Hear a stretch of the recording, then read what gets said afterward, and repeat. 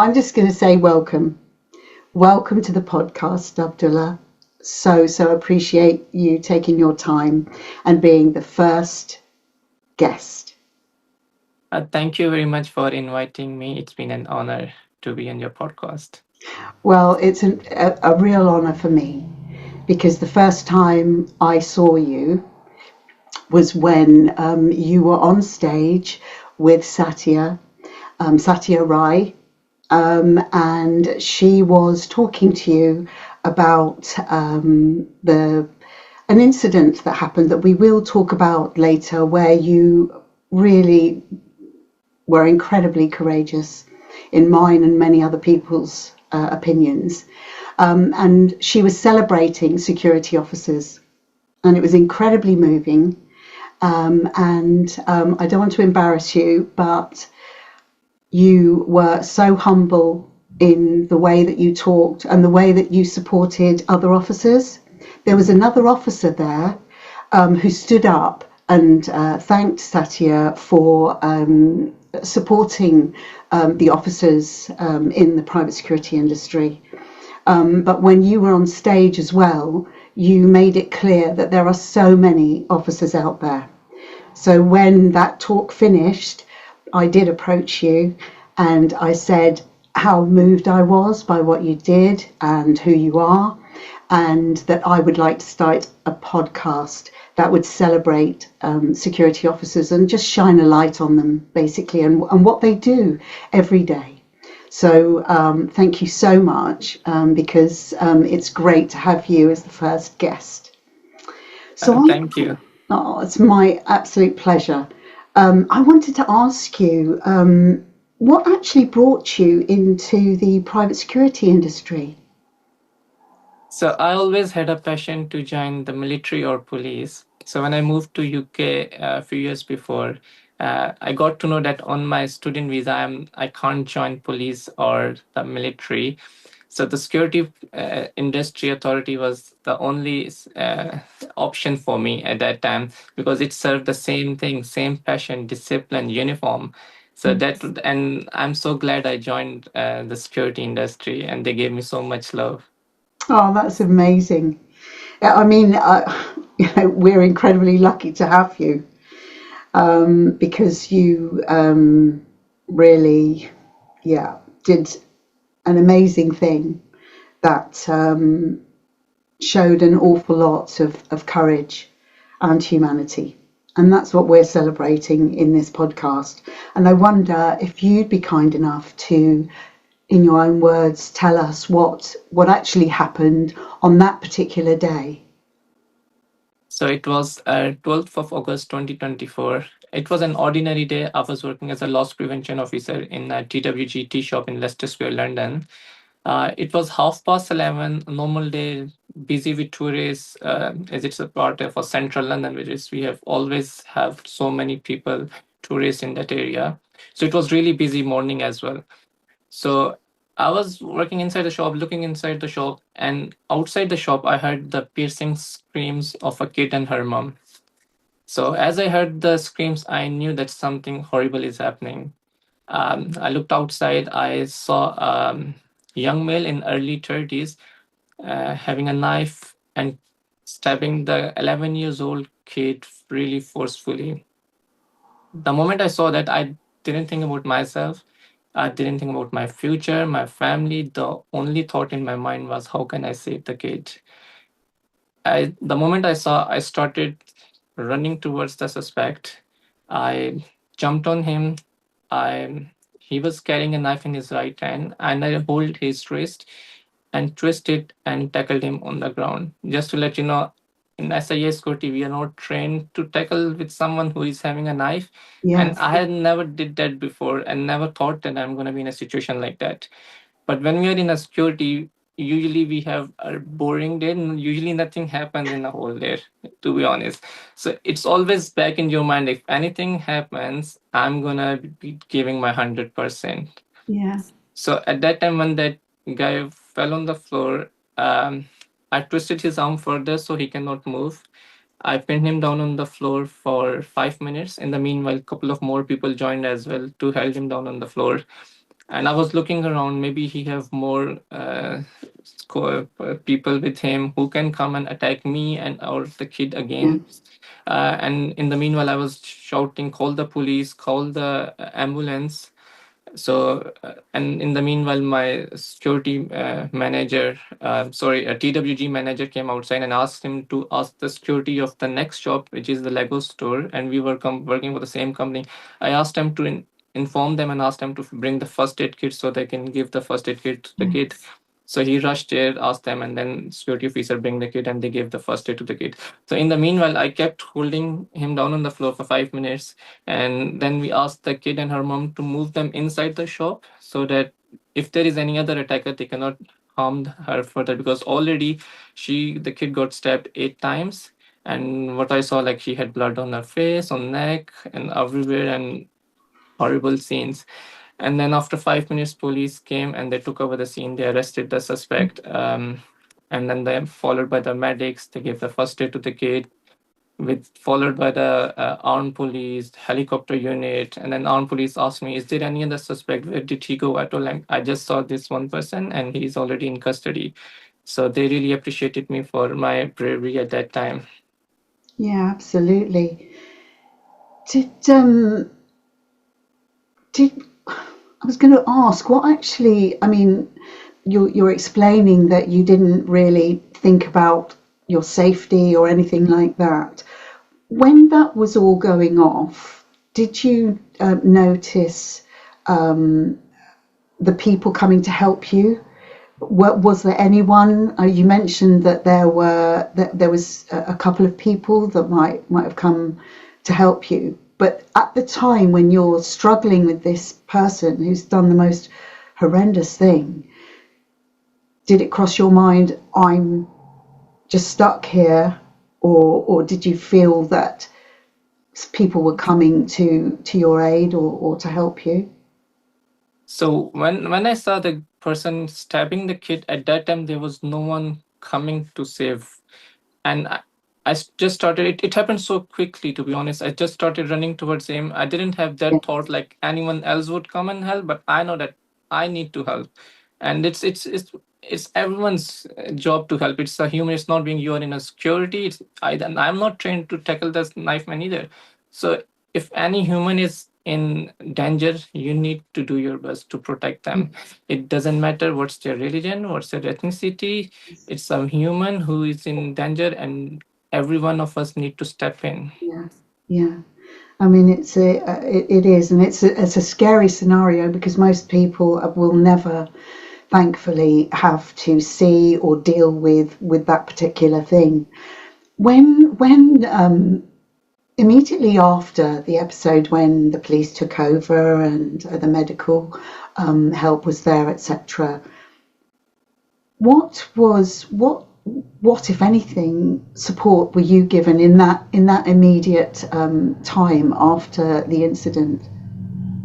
So after the incident, police, ambulance, area was cordoned off, and they came and they met me and they asked me what happened. So I told them about the whole situation, like this happened and what I did. And after that, I went to the police station. They asked me question and I gave them the answers. I was also the witness of the case as well. So Yeah, all during all this time, the police have been really helpful.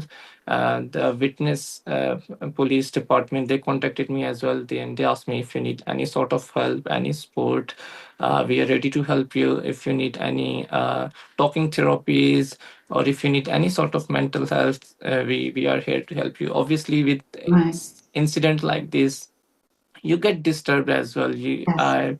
I personally was disturbed as well. I was not able to sleep properly because so much media pressure, Yeah. and my personal job as well. You have to do the job, you have to give the interviews. And at that time I was in limelight, and all the time in the evening, late evening, even at night, people trying to call me, trying to ask me for the podcast, for the interviews. And it was really overwhelming. It feels good as well, like people try to appreciate me, and the love people have showed me throughout this time. They were sending me letters, showing love, sending candles, gifts. Where I was living, I went to the nearby shop. Like everyone knows me now. So if I'm going to buy anything, they're not taking money from me. If I'm going to eat anything, they were not taking money from me for the obviously not forever, but like in the starting days. I'm Uh, glad to hear that. but yeah, so yes, police did support me a lot during this time. Even when I went to the GP later on, GP got to know about it as well, and they asked me like, "We're gonna register you for the talking therapies. If you need any help, any support, we are always here to help you." And they gave me sick leave so I can take few more days off from work so I can relax.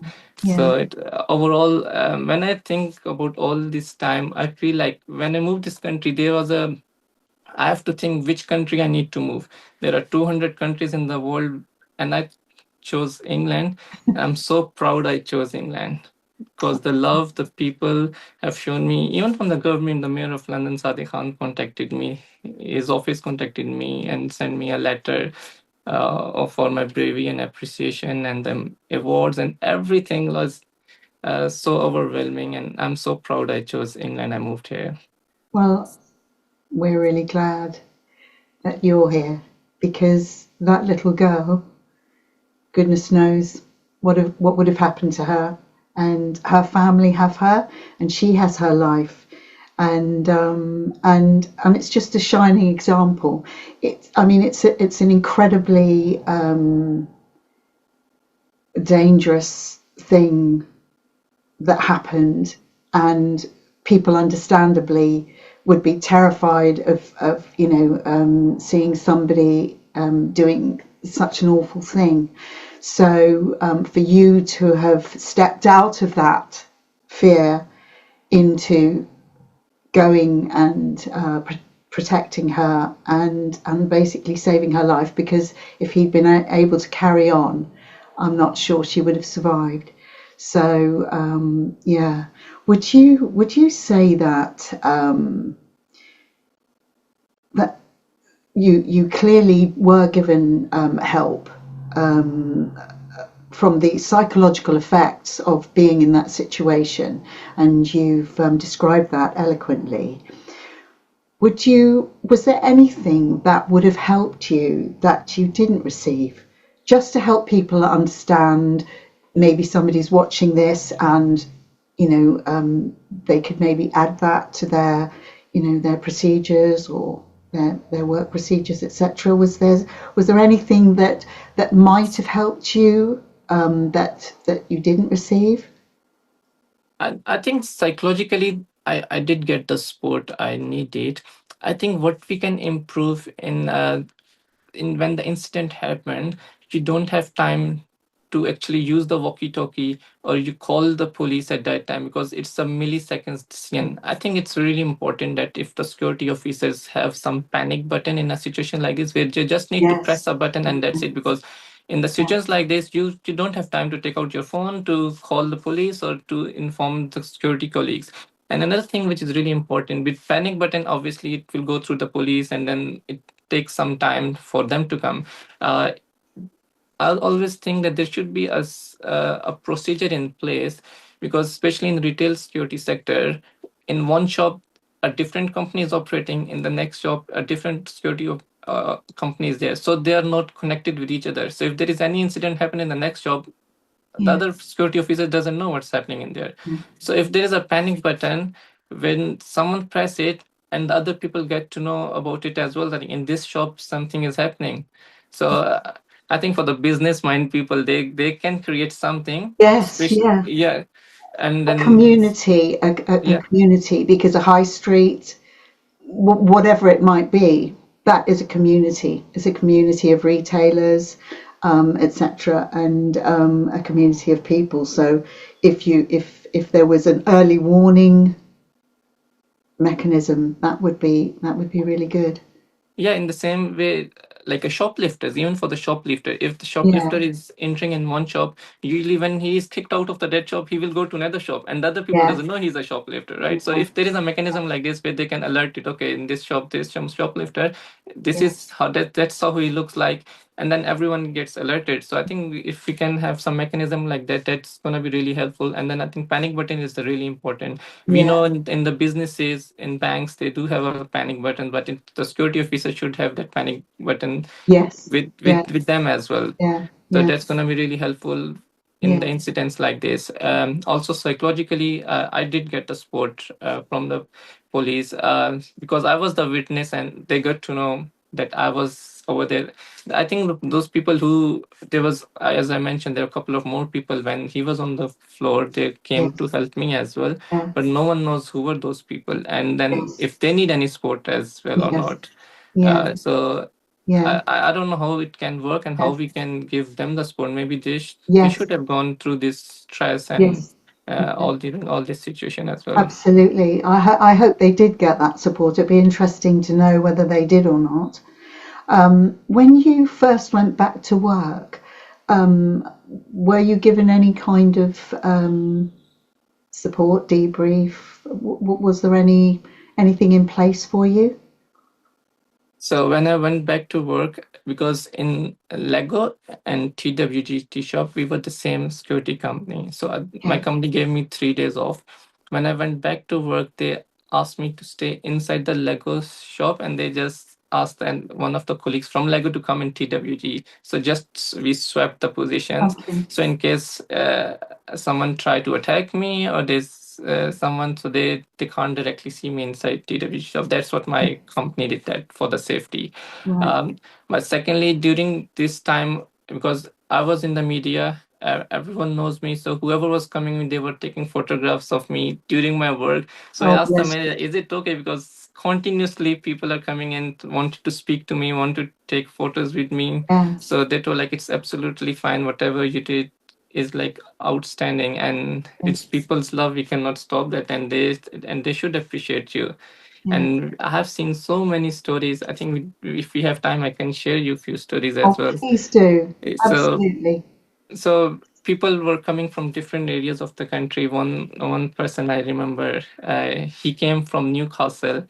After 3 weeks of the incident, he came with his family, with his 2 or 3 kids and his wife. So he came. He told, I came all the way from Newcastle just to see you and to meet you. And then he told me like why he came from that far.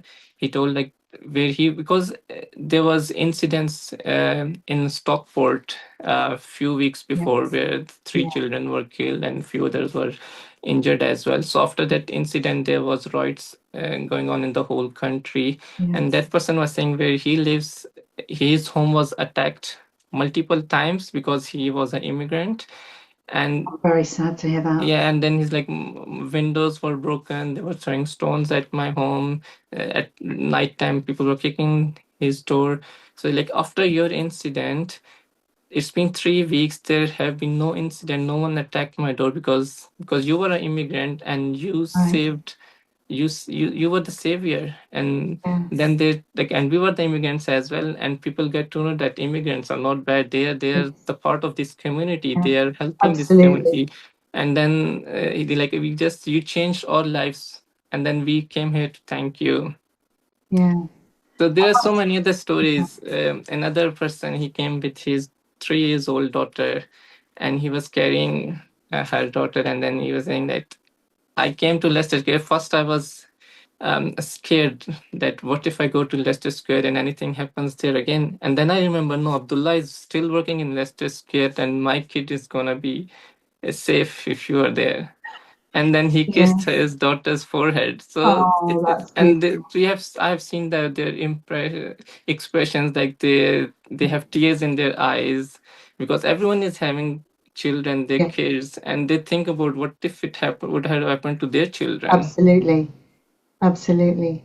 And with the family, the young girl that you saved, do you stay in contact with the family? Yeah. So till now we are in contact. So this family, they came all the way from Australia. They were the tourists.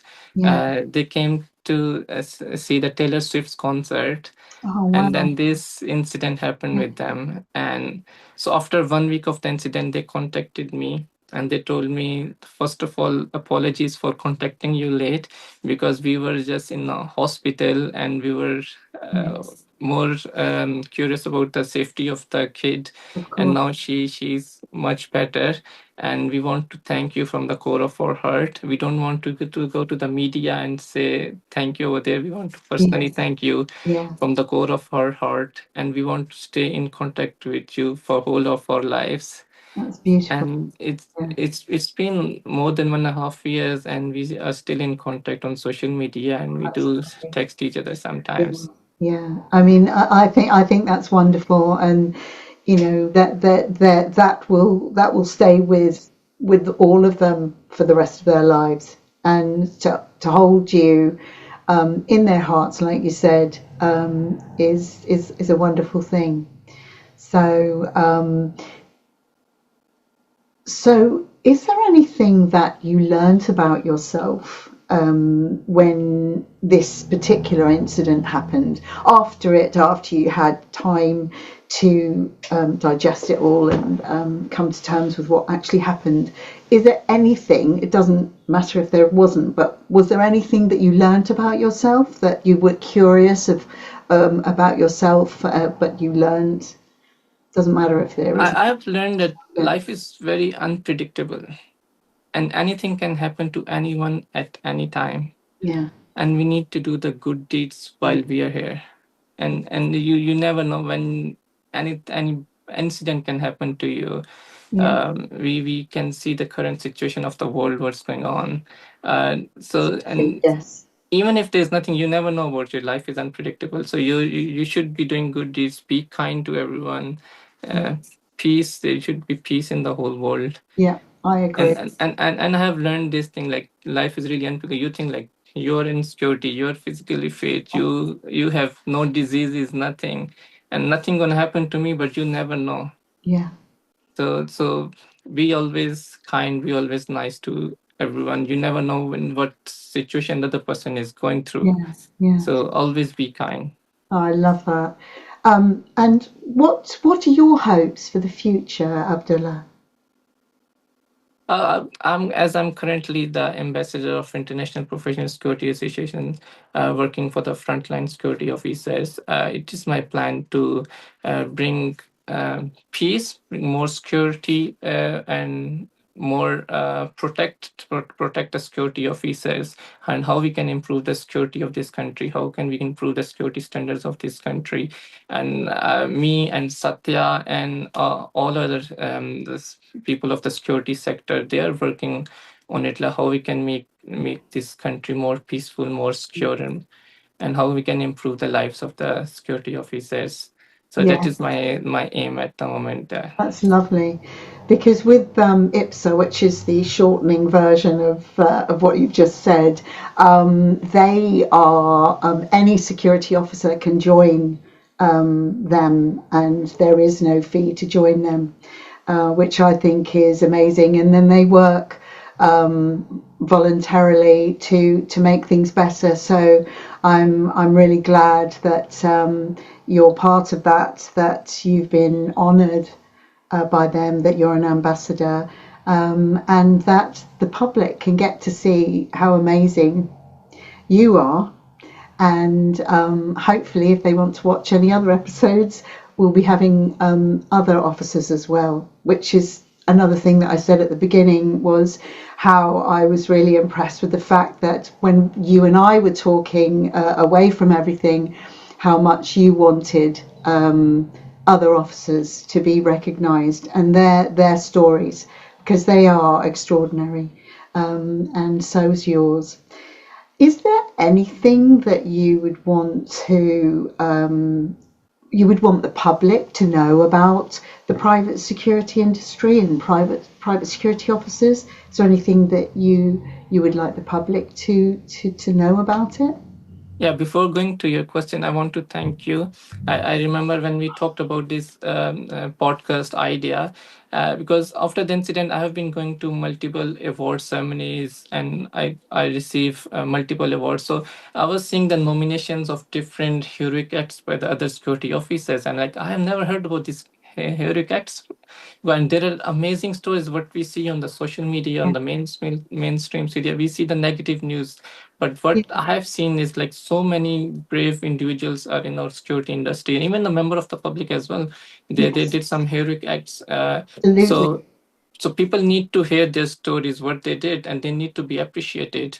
Yeah, And the idea you bring of the doing the podcast with the heroes and with the security officers, uh, thank you for doing that. You will see, we will definitely see the many more stories now, and people will thank see you. that.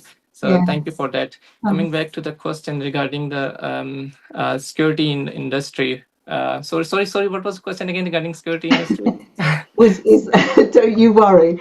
Is there anything that you would like to the public to be aware of, the public to know about the private security industry, about the private security officers? Is there anything that you would like them to know? Yeah, in private security industries, I have seen security officers doing the 10 to 12 hours shifts in the retail and in all different sectors. They are usually standing there for long hours. I would say always, whenever you see them, always speak to them, thank them, be polite with them. They have a really long shift, and they are bored and tired in their shift. To be honest, for long Yeah, 12 hour shift, yeah, if you speak to them, be polite to them, and it will make their everyday much better. yeah, I want the people to know what the security officers are doing. They think like there's someone just standing there and doing nothing whole the day, and but actually they are really intelligent. They are scanning each and yes, every person who is entering entering the shop or entering any shopping mall. So they if you see them, they're doing nothing. They're actually saving the lives each and every day. Because if we see a suspect, when they see the security officers at the entrance, they don't go in that shop because they see that there is a security officer yes, standing. Even you don't know you are saving the life, but literally you are saving the life just yeah, because you are present there.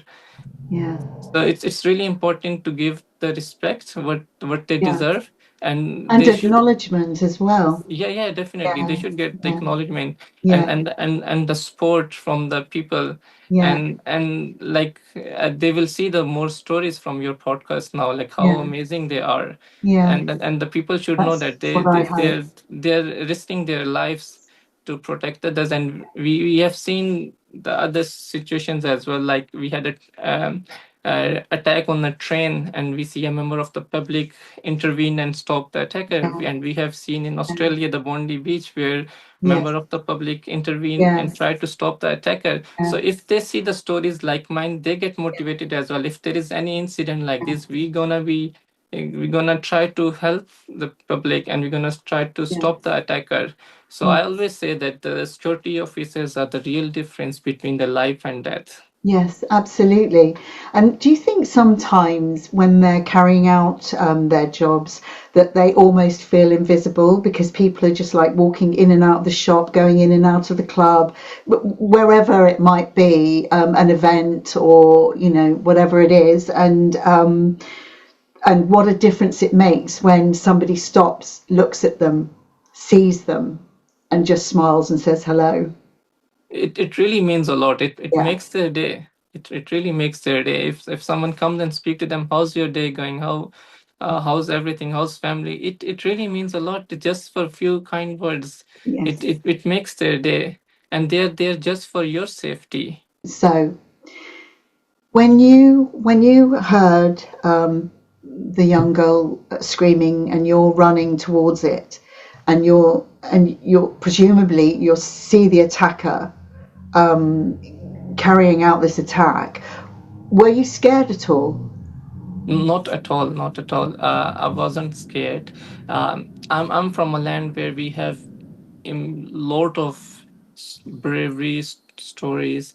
I just want to mention one story of Yes, a 15 years old boy, Itizaz Hassan, who was a resident of district Hangu in Pakistan. So he was a student. He got late to go to the school. So then there was an assembly going on in the morning. So there was 2000 kids in the morning assembly, and this kid was late, and they asked him to stay outside the school for some time as a punishment, Oh, and until the assembly finished, then we will let you in. oh, So the 15-year-old kid is waiting outside the school, and in the meanwhile, there was one terrorist who tried to do the suicide attack on the school during the assembly, where 2000 kids are there. So from he was wearing a school uniform to look like that he's a school children.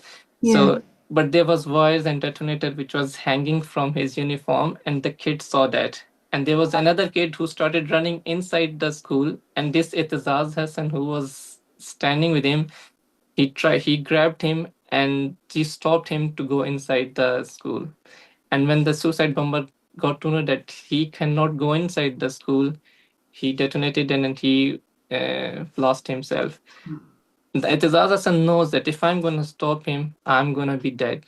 But yes, to stop the attack from killing 200 children, he got killed himself and the suicide attacker. funeral, So if the kids are yeah, that much brave that they don't yeah, care about their lives, yeah, at how can I not be brave enough to stop someone who is yeah, just having a knife? So we have these multiple stories across the whole country and in the whole world as well. As I mentioned before, in the yeah, Bondi absolutely, beach attack and in, yeah, in in yeah, attacks in UK as well, we have seen a multiple examples. So there was nothing to be yes, scared of.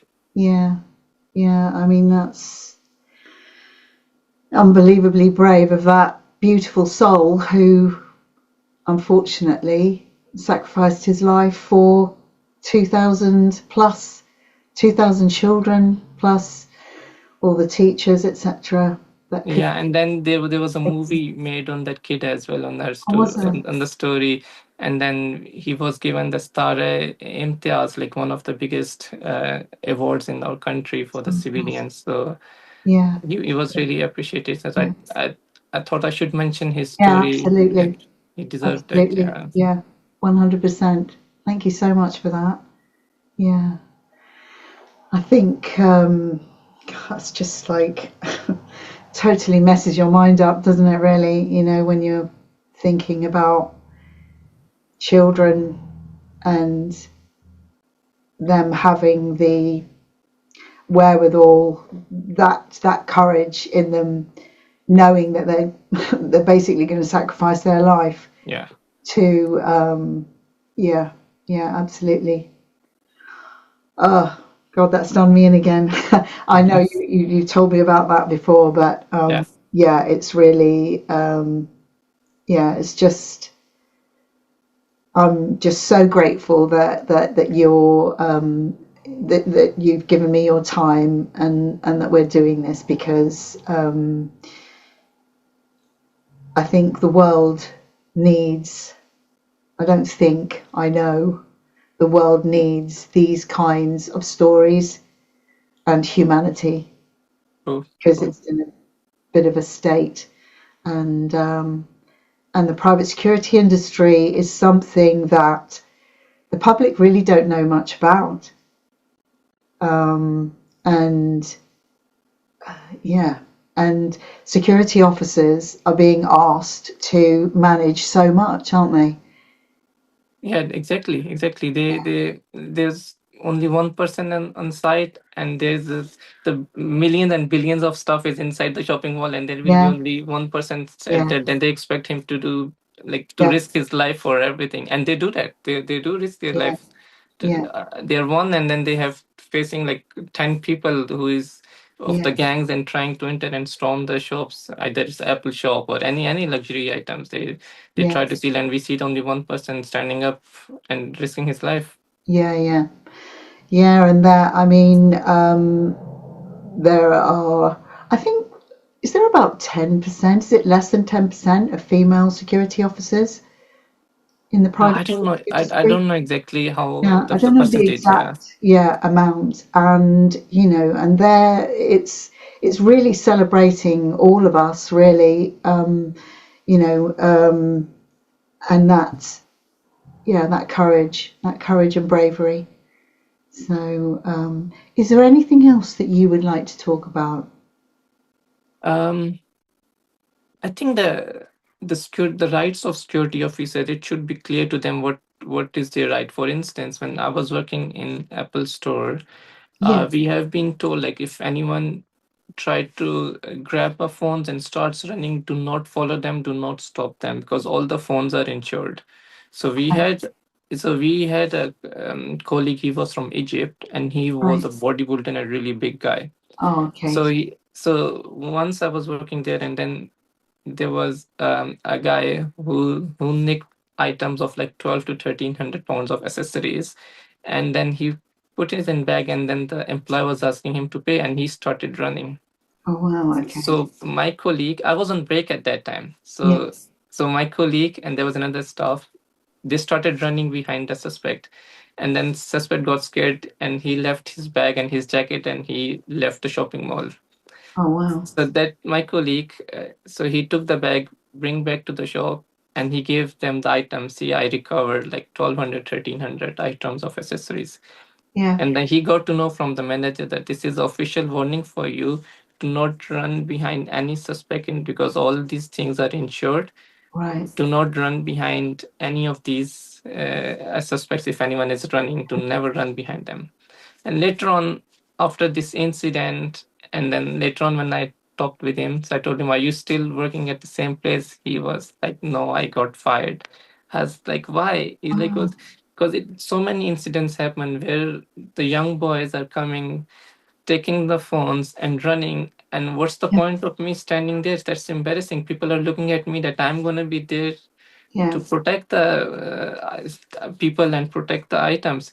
But if they're not Mm. doing giving any danger or they are not dangerous to the public, I cannot intervene. And he's like, it happened a couple of times, and third time again I started running and held the suspect, and then they fired me. So I think there's in this way there should be a clarity if what Yeah. security officers can do and what are their authorities.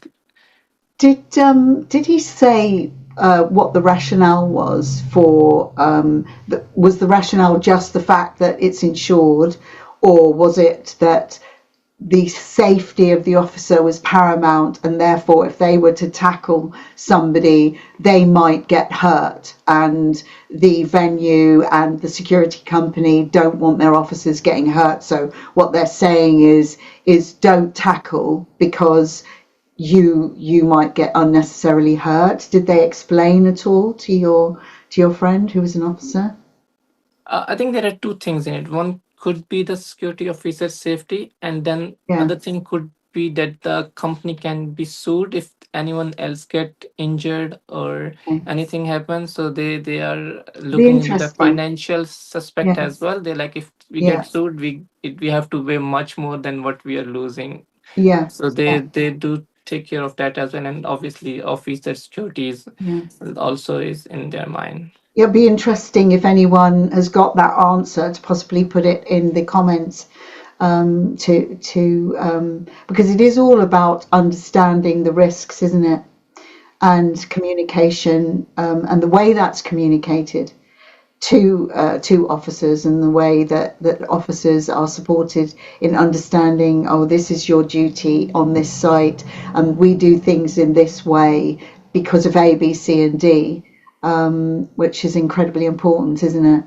If somebody understands what the rationale is for why you would be asked to not do something or to do something, but yeah, it would be interesting to have. Yeah, I have seen multiple videos on social media as well where people are stealing and the security officer doesn't intervene. So Yeah, possibly they have been told not to intervene in the yeah, situation like this. And yes, but in the yeah, in public they think the security officers are useless and they are doing nothing. But if they yes, have been given the powers to yes, yeah, intervene, yeah, they yeah, are exactly. definitely gonna intervene. Yes, yeah, yeah, and that's the thing, really, isn't it? It's that risk, and yeah, it'd be really interesting to hear what any kind of feedback on that one. Yeah. Is there anything else that you would like to talk about? Mm, I think we covered almost everything. We've covered a lot of what we talked about before, didn't we? Yeah. Yeah. Or we can talk about the conviction of the person if Yes, yeah, yeah, yeah. That would be quite interesting.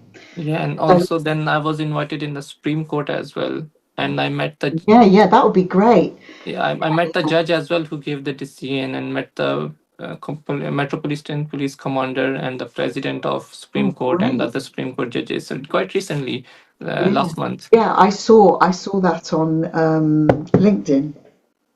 So Yeah. the So should conviction thing I we can should I ask you that question then? So do you know what happened to the perpetrator of that crime? After he attacked the young girl, do you know what the process was and what actually happened to him? And yeah. So I was contacted by the judges and for the sorry, I'll do that again. This one. don't you worry, I've already done that one. Oh my god. Um, Okay. sorry, I'll get rid of the laughter. So, do you know what actually happened to the perpetrator of that crime when he attacked that young girl? Do you know what the ultimate result of that was?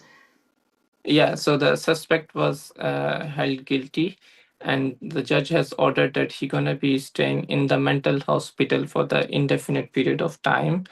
And after this conviction, I have been invited in the Supreme Court of United Kingdom, and where the president of the Supreme Court, along with six other judges, sheriffs, under sheriffs, commander of Metropolitan Police, and other judges were present in the ceremony as well, and they gave me the sheriff's award as well, sheriff's justice award. So that was really humbling, and it was great to meet the judge as well, who nominated me for that award and who was the judge of the Leicester Square incident. Yes. And the way they appreciated, and they were telling me like, we have seen all the medical reports of the suspect, and the way he was attacking, he would have killed the kid if you would have not intervened. Yes. So it Yes. feels good if you get the appreciation, Yeah. and the suspect is behind the bars. Yeah. Absolutely. Yeah, and it's well deserved as well. Thank you so much for your time. I'm really excited to see what you do in the coming months and years, and I wish you all the absolute best. Thank you very much for being our first guest. Thank you so much, Amanda, for inviting me. Thank you, Abdullah. You take care. You too. Thank you. We don't have to press stop because I'm just going to edit it.